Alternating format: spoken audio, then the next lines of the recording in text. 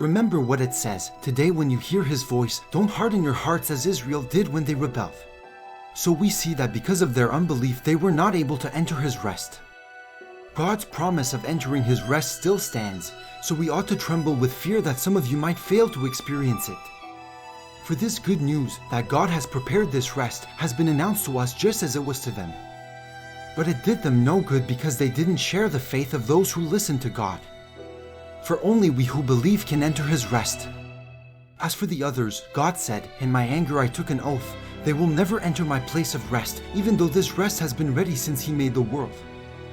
We know it is ready because of the place in the scriptures where it mentions the seventh day. On the seventh day God rested from all his work.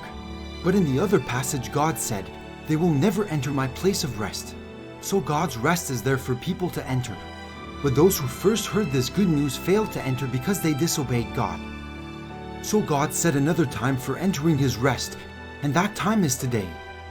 God announced this through David much later in the words already quoted, "Today when you hear his voice, don't harden your hearts." Now if Joshua had succeeded in giving them this rest, God would not have spoken about another day of rest still to come. So there is a special rest still waiting for the people of God. For all who have entered into God's rest have rested from their labors, just as God did after creating the world.